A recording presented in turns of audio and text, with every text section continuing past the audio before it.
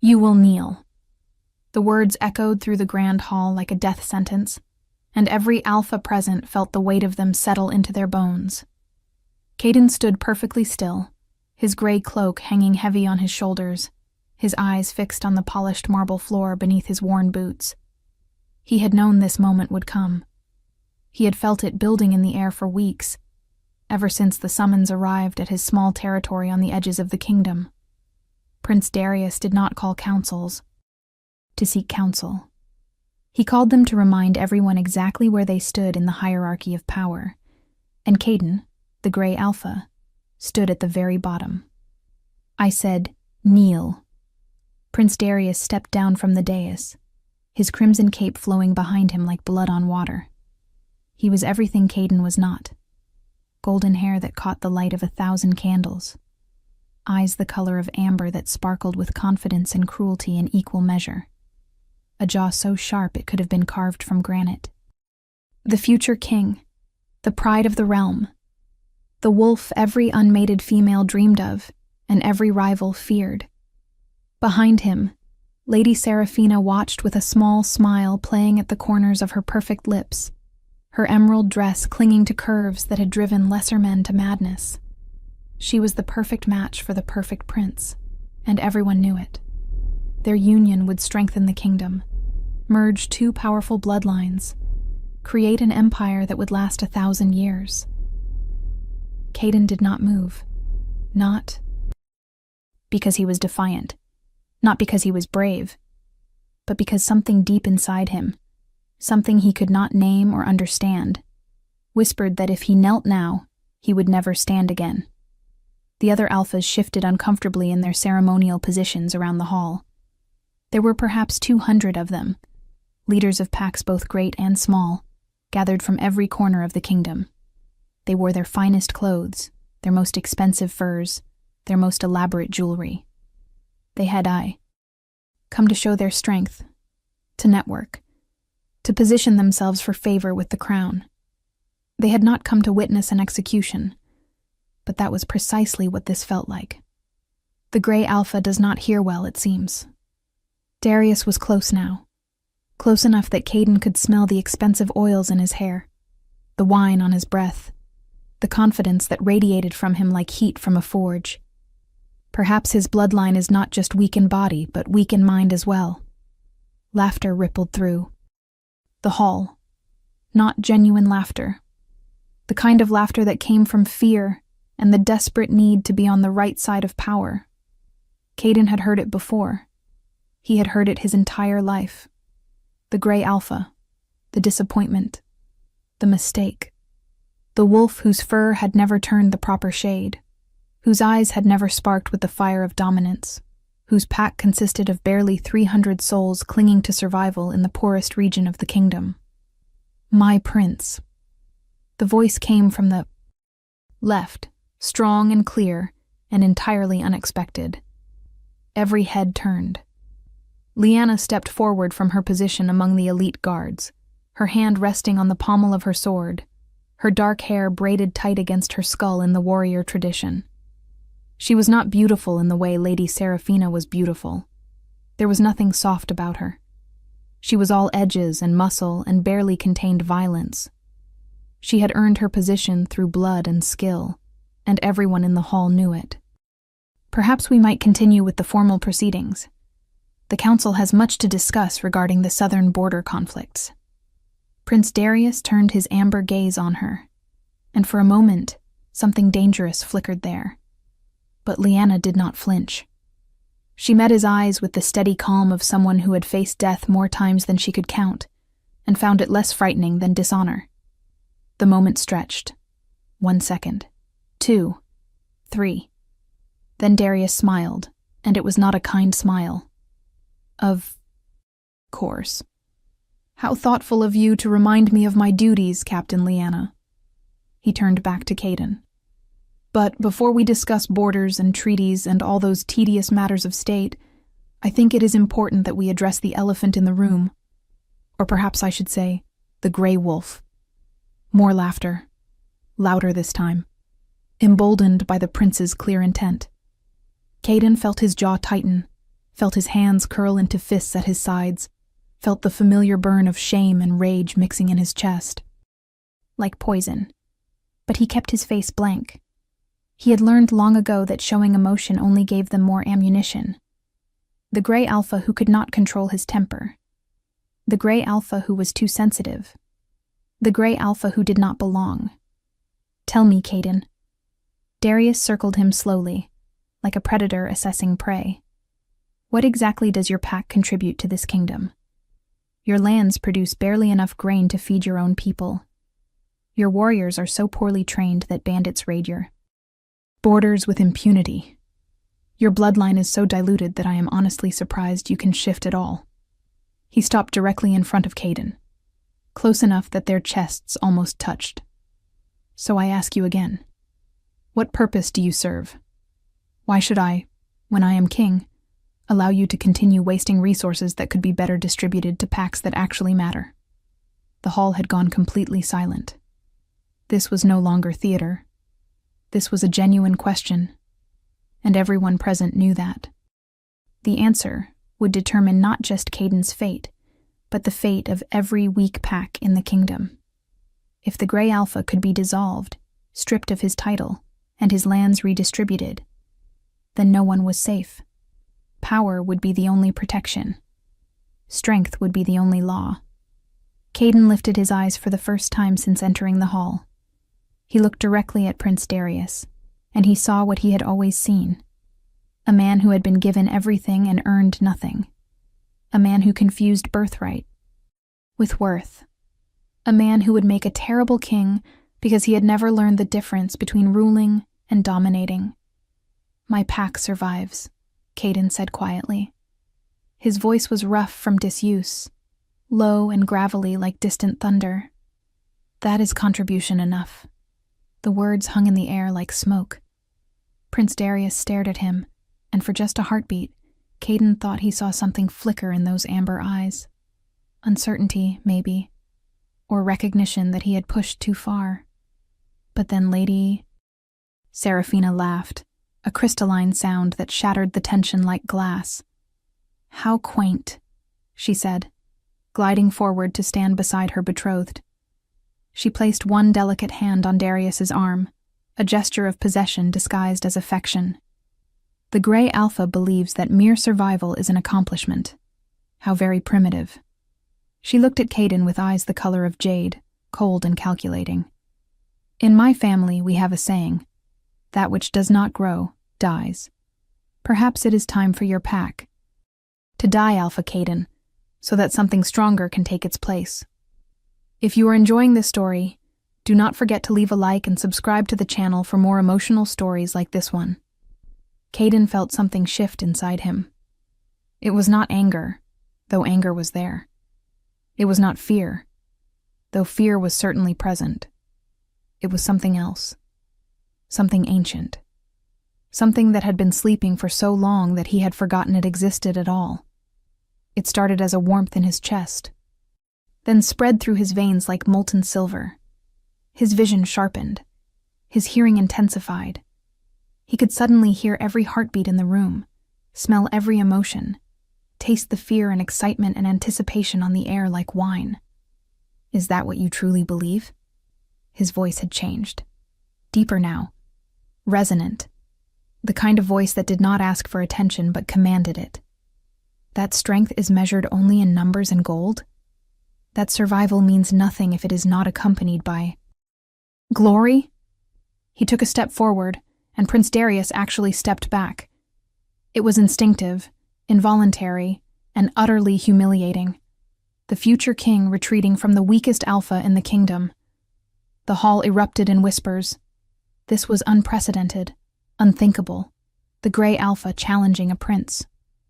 Lady Seraphina's eyes narrowed, her hand tightening on Darius's arm. But Caden was not looking at them anymore. He was looking at something beyond them, something that existed in a space between memory and prophecy. He could see it now, could feel it. The truth that had been hidden from him, buried beneath generations of shame and lies, and carefully constructed ignorance. The ceremony of ascension will begin. The voice belonged to Elder Moira, the oldest member of the Council of Wolves, her silver hair hanging past her waist, her eyes milky with age but still sharp with intelligence. She stood from her seat at the high table, her ceremonial staff tapping against the marble floor with a sound like bones breaking.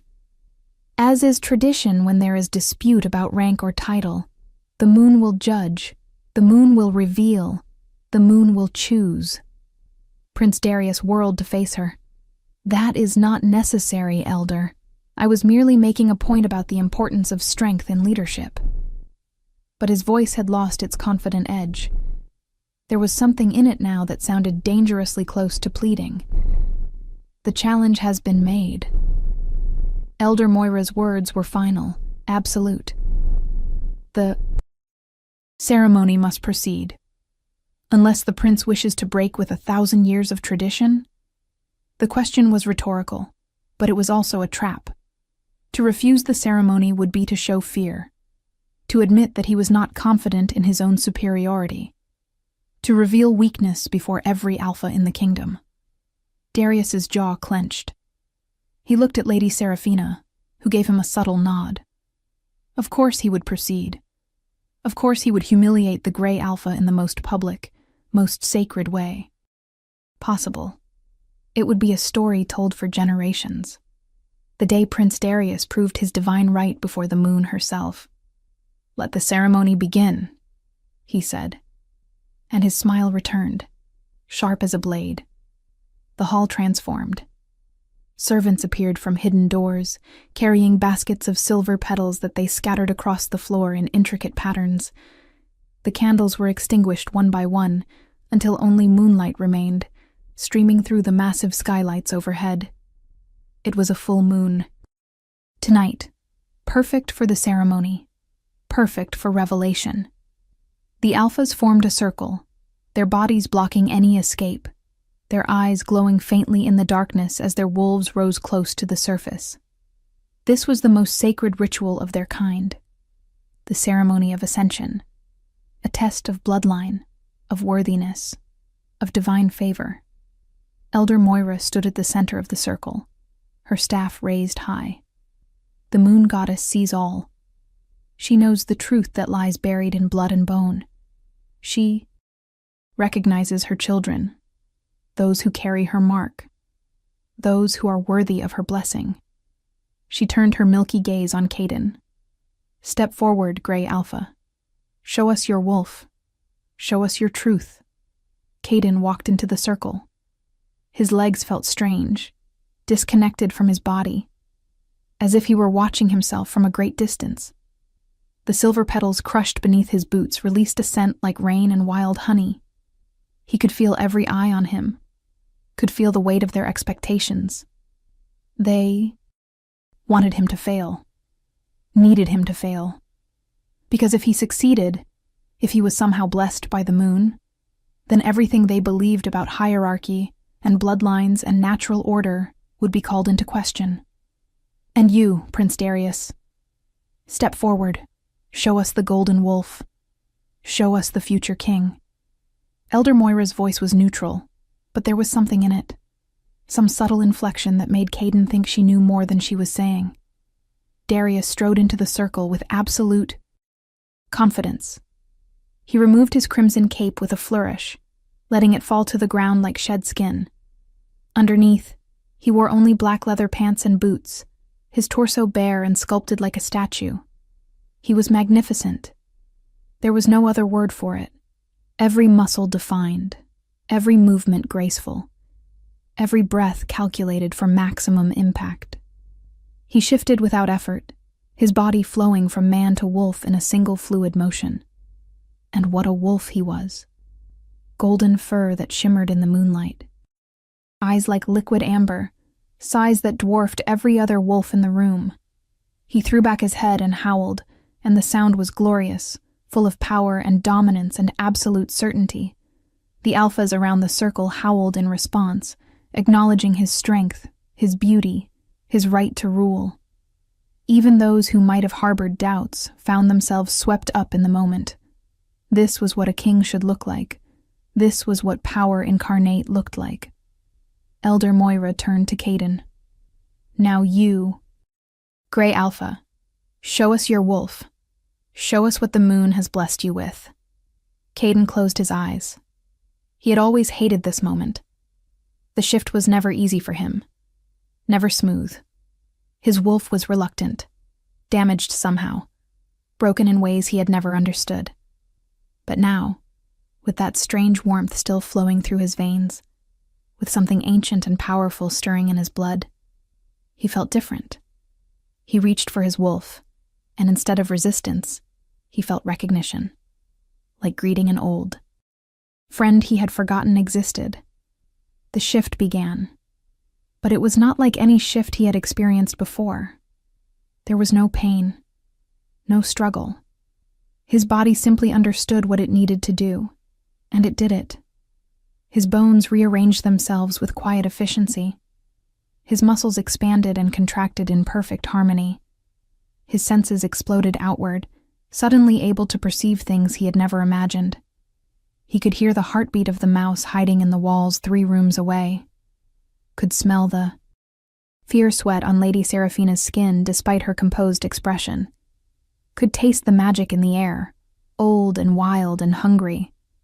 When he opened his eyes, the world had changed. Or rather, he had changed. And now he could see the world as it truly was. He looked down at his paws, expecting to see the dull gray fur that had marked him as inferior his entire life. But the fur was not gray. It was silver. Pure, luminous silver that seemed to glow from within, as if moonlight itself had been woven into his coat. He was larger than he had been moments ago. Not as large as Prince Darius, but substantial. Powerful. Right. The hall had gone completely silent. No one was howling now. No one was celebrating. They were all staring at Caden with expressions that ranged from shock to horror to something that might have been awe. Elder Moira's staff slipped from her fingers, clattering against the marble floor. She dropped to her knees, her head bowed, her entire body trembling. Primordial. She whispered, and the word echoed through the hall like a prayer. The first blood. The true blood.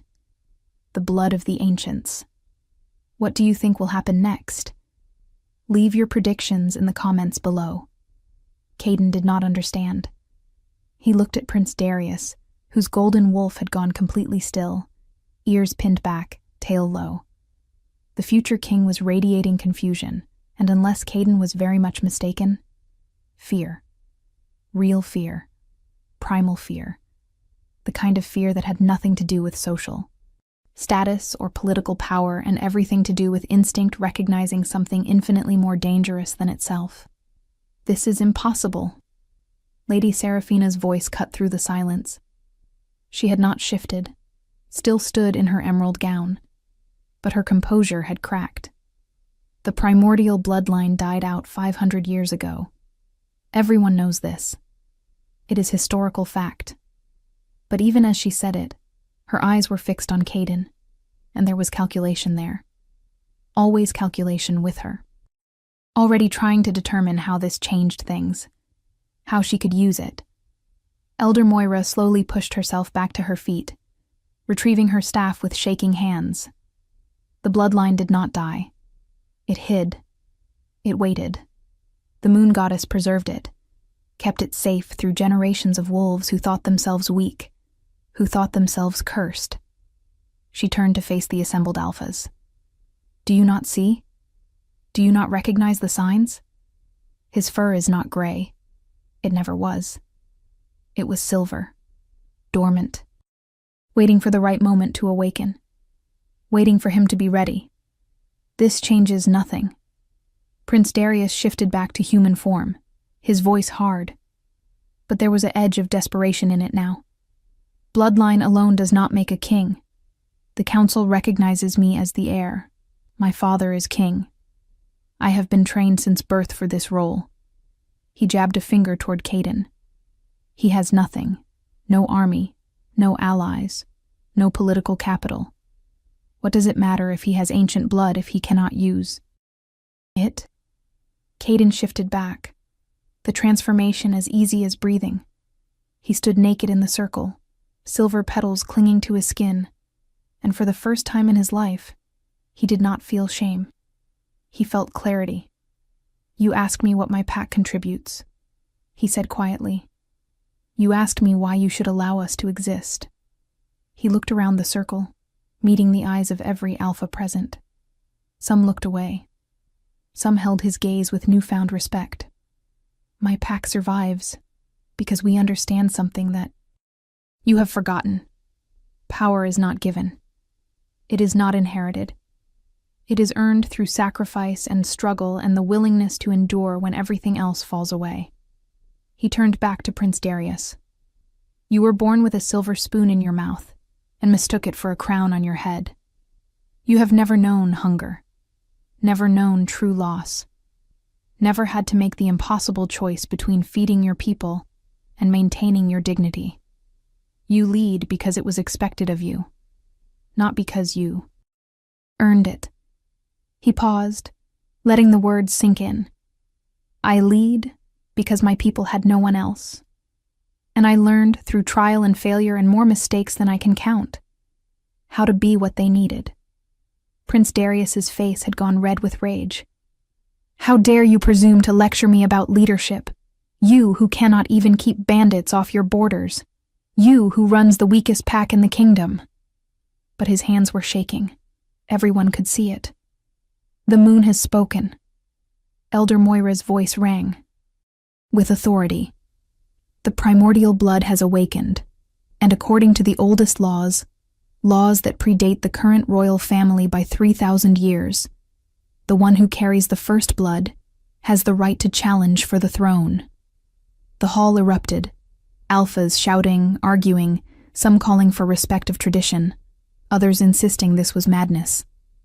Lady Seraphina's face had gone pale, her perfect mask finally cracking to reveal genuine panic underneath, because she understood what the others were only beginning to grasp. Everything she had planned, every alliance she had carefully constructed, every manipulation she had orchestrated to ensure her place as queen, all of it was suddenly in jeopardy. There will be no challenge. The new voice was deep and resonant and carried absolute authority. King Aldrich stepped into the hall from the royal entrance, his silver hair tied back in the traditional warrior's knot, his eyes sharp despite his age. He was still a formidable wolf, still commanded respect. "We will not throw our kingdom into chaos over ancient superstitions and dormant bloodlines." But Elder Moira did not bow, did not defer. She met the king's gaze with her milky eyes and said, "The law is the law, your majesty. Even you cannot change what was written in the time of our ancestors." She turned to face the assembled alphas. The ceremony of challenge must be held. 3 trials: mind, body, spirit. The one who succeeds in all 3 will be recognized by the moon as the true Alpha King. King Aldrich looked like he wanted to argue, but he was trapped by the same tradition that gave him his crown. To refuse would be to admit that his own reign was not legitimate. To deny the law would be to undermine the very foundation of their society. He closed his eyes briefly, then nodded. "So be it. The trials will commence in 3 days' time. That will give everyone time to prepare." He looked at Caden, and there was something in his expression that was difficult to read. Not quite hostility, not quite respect. "I suggest you use that time wisely, Grey Alpha. My son will not go easy on you just because you surprised us tonight." Caden bowed his head, not in submission, but in acknowledgement. "I would not expect him to, Your Majesty." The hall began to empty, alphas filing out in clusters, their voices low but intense as they discussed what they had just witnessed. Caden stood alone in the circle of silver petals, feeling the weight of what had just happened, settling onto his shoulders like a physical thing. He had not asked for this, had not wanted this, but the moon had chosen, and he could no more refuse than he could stop breathing. That was either the bravest thing I have ever seen or the most foolish. Liana appeared at his side, holding out his cloak. Her face was carefully neutral, but her eyes betrayed curiosity. "I am not yet certain which." Caden took the cloak, wrapping it around himself. "I am not certain either," he admitted. "But it seems I no longer have a choice." "There is always a choice." She glanced toward the exit where Prince Darius had disappeared, Lady Seraphina clinging to his arm like a lifeline. "You could leave. Refuse the challenge. Go back to your pack and live your life." "Could I?" Caden looked at her. "After tonight? After everyone saw what I am? They will never let me simply fade back into obscurity. Either I prove I am worthy of this bloodline, or someone will decide I am too dangerous to live." Liana was quiet for a moment, then nodded. "You are right, which is why you are going to need help." She crossed her arms. "The trials are not simple tests of strength. They are designed to break you. Mind, body, spirit. Prince Darius has been preparing for them his entire life. You have 3 days. Are you offering to help me?" Caden was genuinely surprised. Liana was captain of the royal guard. Her loyalty should be to the crown, to Prince Darius. "I am offering to help the kingdom," she corrected. "Because I have served under King Aldrich for 15 years, and I have watched Prince Darius for just as long. And what I have seen does not inspire confidence." She met his eyes. "A good soldier knows the difference between following orders and following the right path. Sometimes they are the same. Sometimes they are not." Before Caden could respond, Elder Moira approached them, her staff tapping softly against the marble. "Captain Liana speaks wisdom, young primordial. But she speaks only part of the truth." The old woman studied Caden with those unsettling milky eyes. "There is something you must know. Something that has been kept secret for 500 years. She glanced around, ensuring they were alone. The primordial bloodline did not simply fade away. It was hunted, systematically eliminated by those who feared its power. Your ancestors survived only by hiding, by making themselves appear weak, by allowing the world to believe they were failures." Caden felt cold. "Why are you telling me this?" "Because the same forces that hunted your bloodline before will hunt you now. And they are not who you think they are." She looked toward the exit where the royal family had disappeared. "Power has many faces, child, and the throne is only one of them. If you want to see how this story ends, make sure you are subscribed with notifications on." The 3 days passed in a blur of preparation and revelation.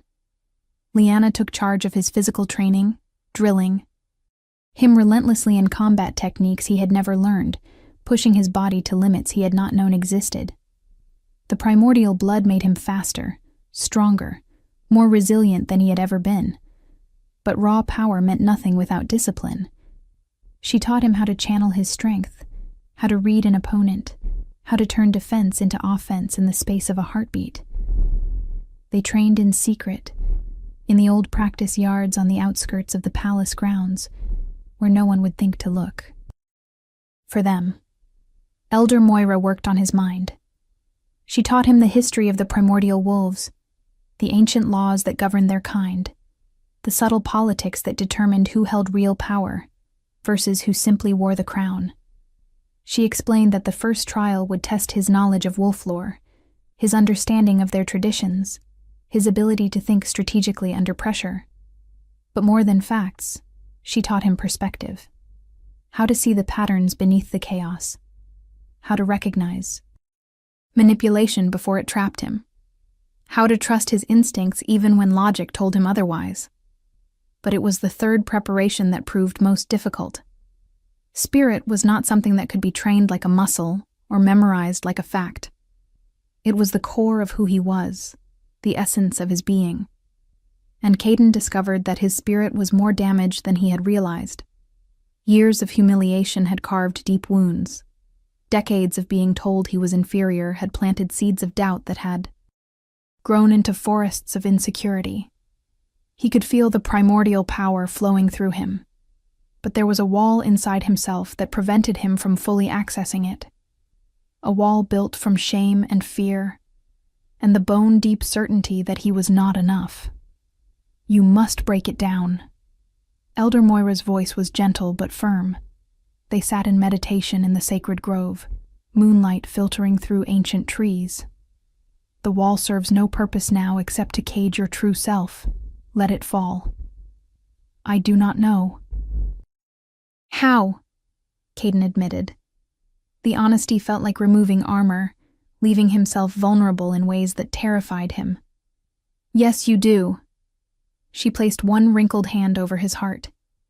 You have been breaking through walls your entire life. Every time you stood back up after being knocked down. Every time you chose to lead when it would have been easier to quit. Every time you protected your pack even when the rest of the kingdom mocked you for it. You have always known how to break walls. You simply convinced yourself that you did not deserve to be free. The words hit him like physical blows, because they were true. He had spent so long accepting the world's judgment of him that he had forgotten to question whether that judgment was accurate. He had become complicit in his own diminishment. What if I am not worthy? The question came out as barely a whisper. What if the moon made a mistake? Elder Moira laughed, a sound like dry leaves rustling. The moon does not make mistakes, child. She simply plays a longer game than we can see. You ask if you are worthy. I ask you, worthy of what? A throne? A crown? These are human concerns. The moon cares nothing for politics. She cares about balance, about truth, about the wild heart of nature asserting itself when civilization has grown too corrupt. She squeezed his hand. You are not here to be worthy. You are here to be yourself. Finally. Completely. Without apology. On the morning of the trials, Caden woke to find a package outside his temporary quarters. Inside was a set of ceremonial clothing in deep midnight blue, embroidered with silver thread and patterns that depicted the phases of the moon. There was no note, but he recognized the handiwork. Lady Seraphina. It was a message, an acknowledgement that she saw him as a legitimate threat now, and an invitation to play the game on her level. He dressed carefully, studying himself in the mirror. The man looking back was familiar, but different. Same sharp cheekbones. Same dark hair that never quite laid flat. Same storm gray eyes. But there was something else now. A certainty. A presence. The gray alpha had been a role he played, a mask he wore to survive. This person in the mirror was something new. Something that had not yet been named. The grand arena was packed with spectators when he arrived. It seemed every wolf in the kingdom had come to witness the trials. The royal box sat elevated above the arena floor, King Aldrich in the center flanked by advisors and nobles. Lady Seraphina sat beside Prince Darius, her hand possessively on his knee, her emerald eyes tracking Caden's every movement. Lyanna stood with the royal guard, her face expressionless, but her posture tense, ready to act if things went wrong. Elder Moira stood at the center of the arena, her silver hair unbound and flowing past her waist. She raised her staff for silence, and the crowd obeyed immediately. We gather under the full moon's light to witness the trials of ascension. 3 challenges, 3 tests, 3 truths revealed. She turned to face Caden and Prince Darius, who stood on opposite sides of the arena. The first trial tests the mind. A leader must know not just how to fight, but when to fight. Must understand not just laws, but the spirit behind them. Must see not just what is, but what could be. 2 pedestals rose from the arena floor, ancient mechanisms groaning to life. On each pedestal sat a complex puzzle box, carved from moonstone and covered in glyphs. You have until the sand runs through to solve the puzzle and retrieve what lies inside. Whoever succeeds first wins the trial. Whoever fails loses more than just points. Caden approached his pedestal cautiously. The puzzle box was beautiful and deadly looking in equal measure. The glyphs were an old tongue, the language of the first wolves. Barely anyone spoke it anymore. But Elder Moira had made sure he learned. He could read the inscription. The truth you seek lies in what you surrender. Cryptic. Frustratingly so. He glanced at Prince Darius, who was already manipulating his puzzle box with confident movements. Of course he would know how to solve it. Of course he would have been trained for exactly this scenario. Caden focused on his own box. There were sliding panels and rotating sections, each movement revealing new glyphs, new patterns. He tried the logical approach first, looking for sequences, for mathematical progressions, for anything that resembled conventional problem-solving. Nothing worked. The box remained sealed, mocking him with its impenetrable surface. The sand was draining faster than he expected. Half gone already. Panic tried to claw its way into his chest, but he forced it down. Think. Not like a scholar. Like a wolf. Like someone who had learned to survive by seeing what others missed. He read the inscription again. The truth you seek lies in what you surrender. What did that mean? Then it hit him. This was not about solving the puzzle. It was about understanding the lesson. He had spent his entire life trying to prove he was enough, trying to earn respect, trying to solve the problem of his own inadequacy. But what if there was no problem to solve? What if the only thing holding him back was his refusal to let go of the story he had been told about himself? Caden placed both hands on the puzzle box and stopped trying to manipulate it. Instead, he closed his eyes and simply felt the cool surface of the moonstone, felt the power humming through the ancient glyphs, felt his own primordial blood resonating with something old and wild in the box itself. And then, without conscious thought, he surrendered the need to prove anything, surrendered the fear of failure, surrendered the whole concept that he needed to earn what was already his by birthright. The puzzle box chimed softly and opened. Inside lay a silver medallion, ancient and beautiful, engraved with the phases of the moon. He lifted it carefully, feeling its weight, its significance. When he looked up, Prince Darius was still struggling with his own box, frustration evident in every tense line of his body. The sand had almost run out. 5 seconds. 4, 3, 2, 1. The horn blew. Elder Moira's voice rang out. The first trial is complete. Alpha Caden has succeeded. Prince Darius has failed. A stunned silence filled the arena, then erupted into chaos. Some cheering, some shouting in outrage, some simply shocked into immobility. Prince Darius slammed his fist against his pedestal, the puzzle box still sealed. This is meaningless. A trick. The real test is strength, and everyone here knows who the stronger wolf is. But there was desperation in his voice now.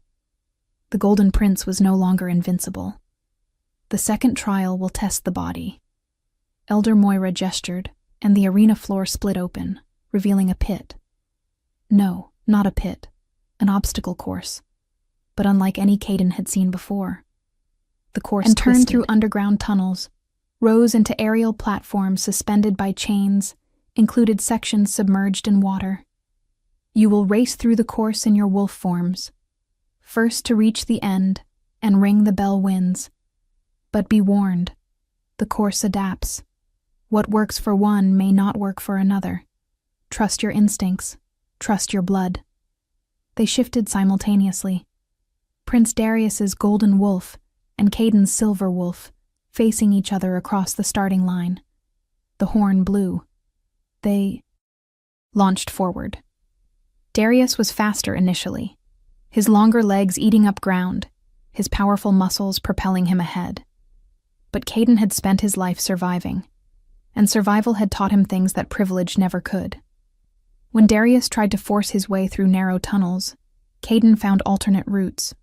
When Darius powered through obstacles with brute strength, Caden used momentum and timing. When Darius tired, burning energy in explosive bursts, Caden maintained steady endurance. The aerial section nearly killed them both. Chains swaying over a 50-foot drop. One wrong step meant a fall that would not be fatal, but would definitely end the trial. Darius crossed with pure courage, leaping from platform to platform with terrifying boldness. Caden crossed with calculation, testing each chain before trusting his weight to it, moving slower, but safer. They were neck and neck entering the underwater section. This was where everything changed. The water was black and freezing, disorienting. Caden dove under, his silver fur rippling in the current. He could not see more than a few feet ahead, but he could feel, could sense the vibrations in the water, could taste the direction the current was flowing. His primordial blood sang in his veins, connecting him to elements in ways he had never experienced. The water was not an obstacle. It was an ally. He swam with it rather than against it, let it guide him through the maze of submerged tunnels. He emerged first, shaking. Water from his fur, racing toward the bell. He could hear Darius behind him, closing fast. The golden wolf was larger, stronger, faster in a straight sprint. But the bell was only 20 feet away. 15, 10. Caden leaped, jaws closing around the bell rope, pulling with all his strength. The bell rang out clear and true, just as Darius reached him. The second trial was his. The crowd's reaction was even more intense this time. This was not a puzzle that could be dismissed as luck or trickery.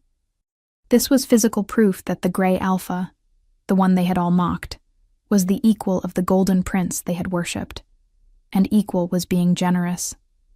Caden had won clearly, definitively. Prince Darius shifted back to human form, chest heaving, water dripping from his hair. He looked at Caden with something approaching hatred. "The third trial," he said loudly enough for everyone to hear. "That is where this ends. Spirit cannot be faked, cannot be learned in 3 days. I was born for this. You were born to serve." Elder Moira raised her staff. "The final trial tests the spirit. A leader must have more than cleverness and strength. They must have the will to endure, the courage to face their deepest fears, the wisdom to recognize truth even when it destroys them." She gestured to the center of the arena, where a circle of silver fire had begun to burn. Not natural fire, moonfire, ancient magic. "You will both enter the circle. What you face inside will be yours alone. No one can help you. No one can save you. You must save yourself, or be consumed." Caden stared at the silver flames.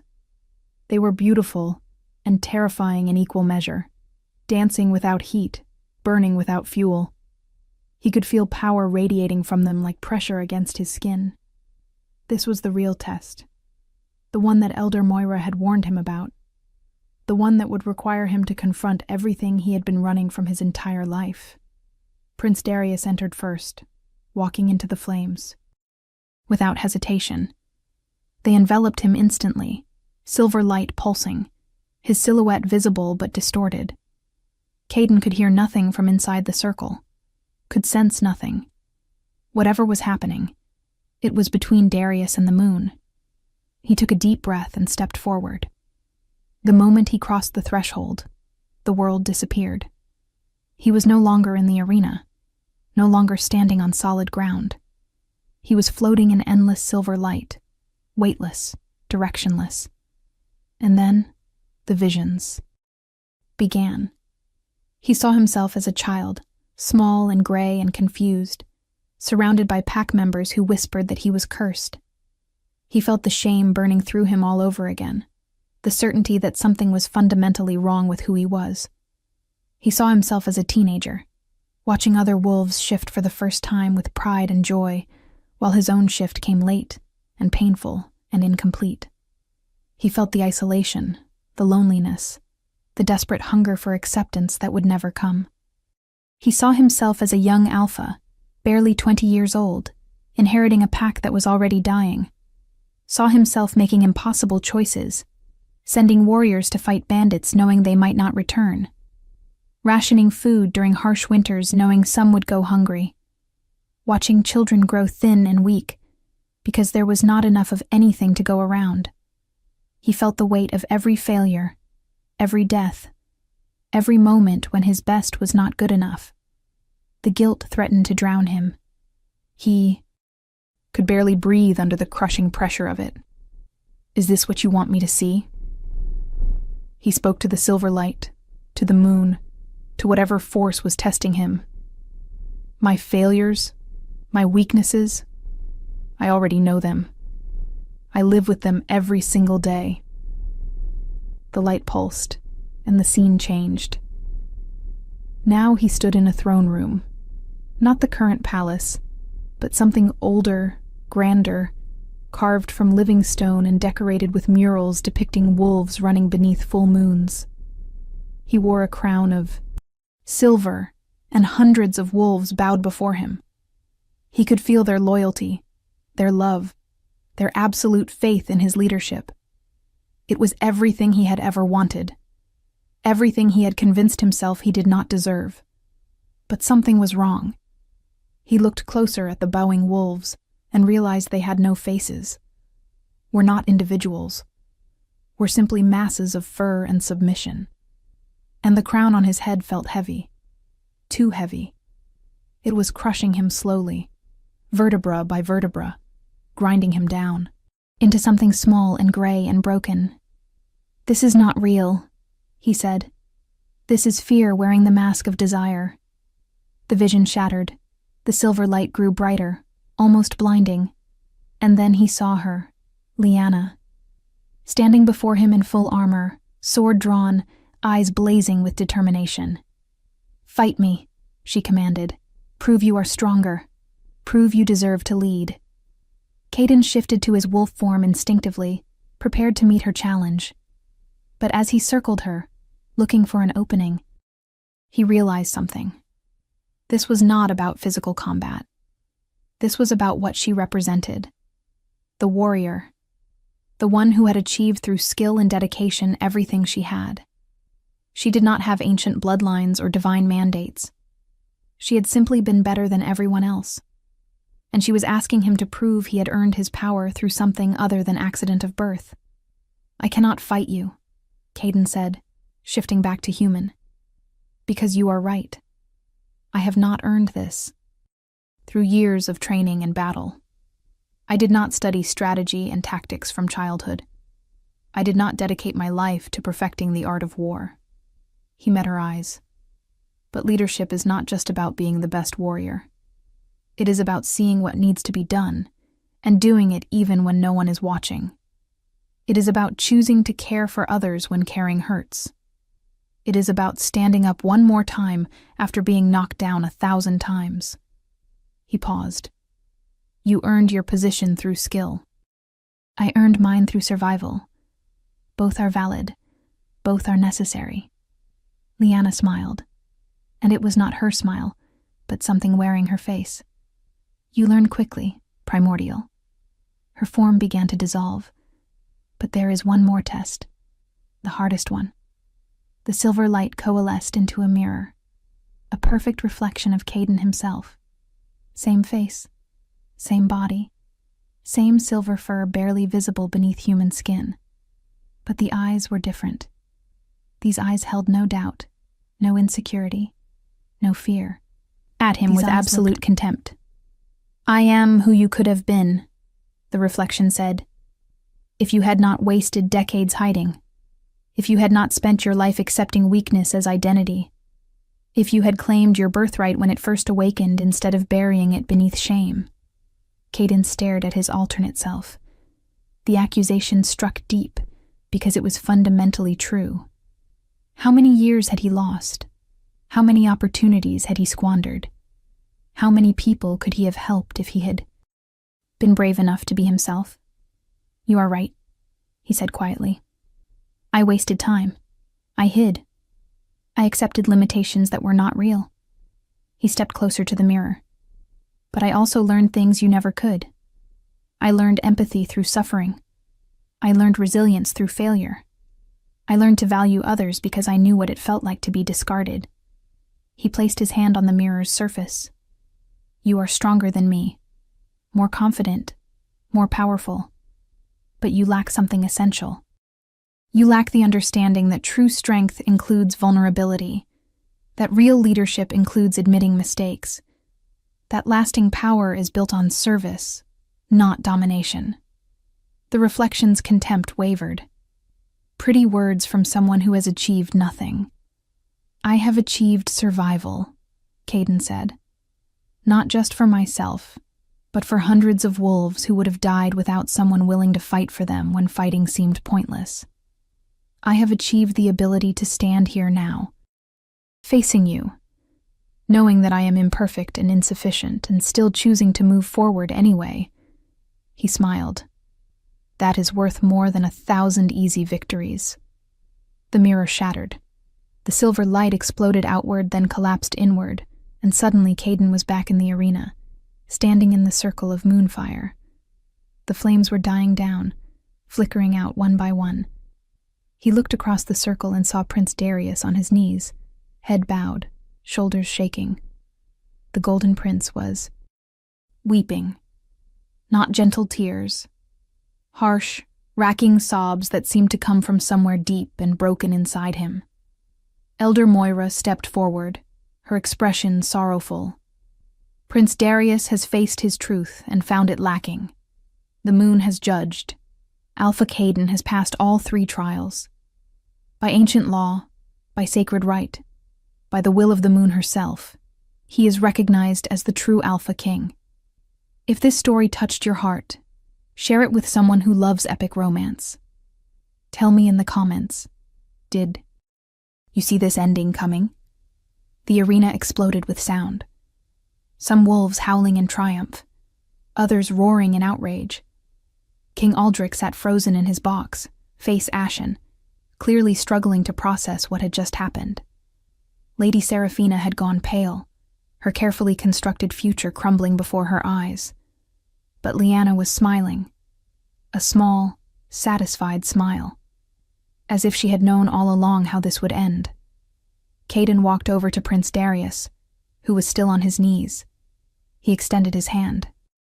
Darius looked up, his amber eyes red and swollen, and for the first time Caden saw the person beneath the prince, someone who had been crushed under expectations just as surely as Caden had been crushed under contempt, someone who had never been allowed to be anything other than perfect, someone who had cracked under the weight of a destiny he never chose. Get up, Caden said quietly. This does not have to destroy you. Darius stared at the offered hand for a long moment. Then, slowly, he reached out and took it. Caden pulled him to his feet, and the symbolism was not lost on anyone watching. The new king showing mercy to the fallen prince. The gray alpha, no longer gray, offering dignity to someone who had tried to take everything from him. King Aldrich descended from the royal box, moving with the careful control of someone in shock. He approached Caden, and every eye in the arena watched to see what would happen next. Would the old king refuse to step down? Would this end in civil war? The tension was thick enough to taste, but Aldrich simply removed his crown, the simple circlet of silver that had rested on his brow for 30 years, and placed it in Caden's hands. The moon has spoken, he said, voice rough with emotion, and I will not stand against her will. You are king now. May you rule with more wisdom than I did. Caden accepted the crown, but did not put it on. I do not want to erase what came before. Your reign brought stability and peace to a fractured kingdom that is worth honoring. He looked out at the assembled crowd.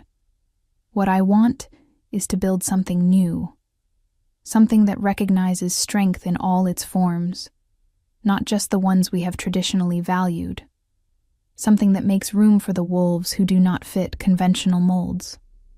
Elder Moira stepped forward, taking the crown from his hands. Then let us begin the proper ceremony. Let us crown not just a king, but a new era. She turned to face the crowd. Tonight, under the full moons. Light. We witness the return of the primordial bloodline. We witness the end of one age and the beginning of another. We witness the moon's chosen taking his rightful place. She placed the crown on Caden's head, and it fit perfectly, as if it had been made for him specifically. Which, in a sense, it had, across thousands of years and countless generations. The moon broke through the clouds overhead, bathing the arena in silver light, and Caden felt it, felt the connection to every wolf in the kingdom, felt the weight of their hopes and fears and dreams settling onto his shoulders, felt the enormity of what he had just accepted. He was no longer the gray alpha, no longer the outcast, no longer the one everyone pitied or mocked. He was the Alpha King, the primordial, the moon's chosen.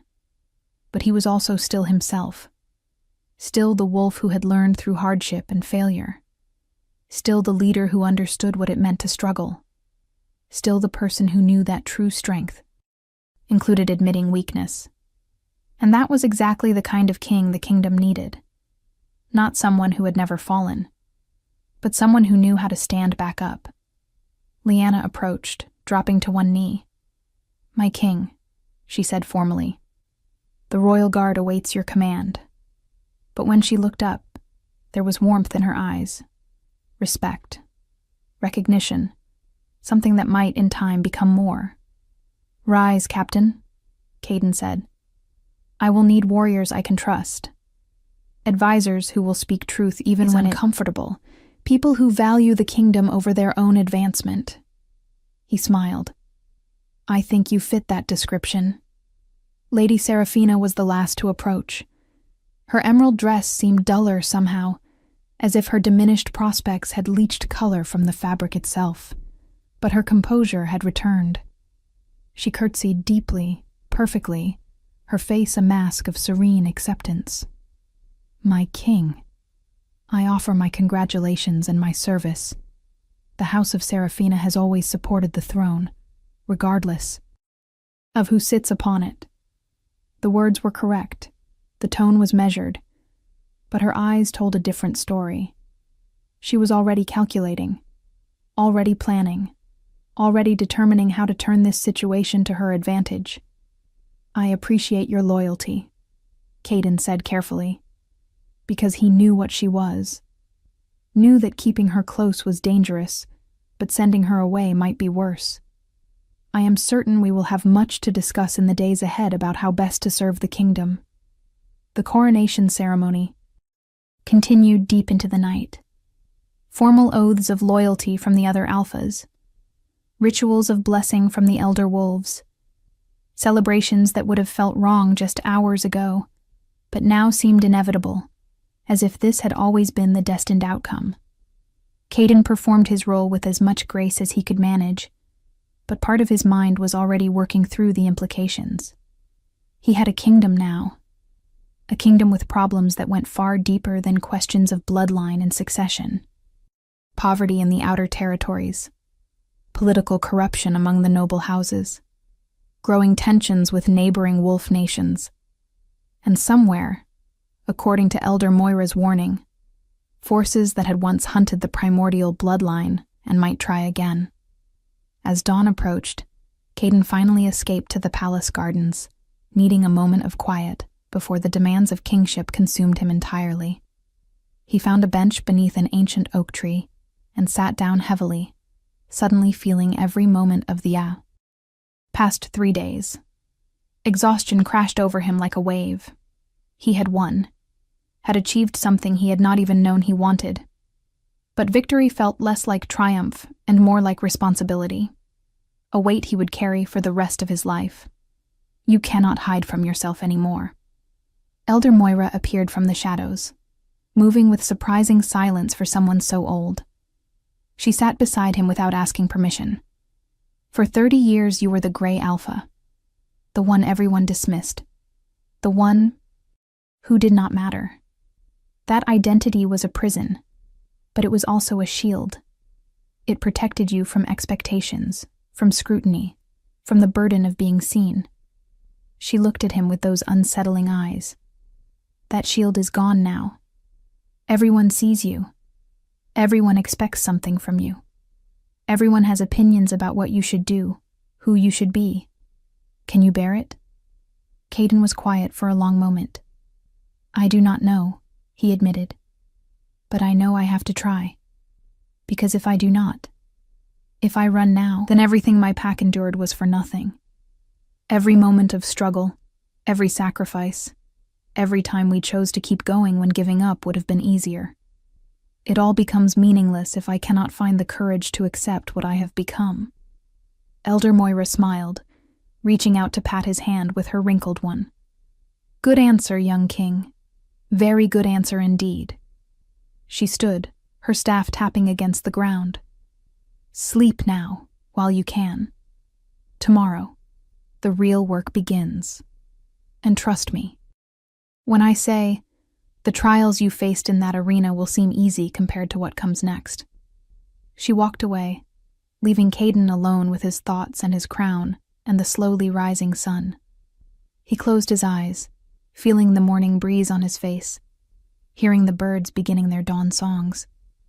Somewhere in his territory, his pack was waking up, probably still unaware that their gray alpha had become a king. He would need to return soon, to explain, to reassure them that he had not forgotten where he came from. That despite everything that had changed, some things remained constant. His commitment to them, his understanding of struggle, his belief that every wolf, regardless of bloodline or status, deserved dignity and protection. The sun broke over the horizon, golden light spilling across the gardens. A new day, a new reign, a new chance to prove that power could be used for something other than domination. Caden opened his eyes and stood, the crown heavy on his head but his spine straight, his shoulders back. The gray alpha was dead. Long live the Silver King. And the kingdom, whether it realized it yet or not, was about to change in ways that would echo through generations. Because sometimes the moon chose not the strongest wolf, or the most skilled, or the most prepared. Sometimes she chose the one who had learned, through suffering and survival, what it really meant to lead. And that wolf, silver-furred and storm-eyed and carrying the weight of an ancient bloodline, was ready to remake the world.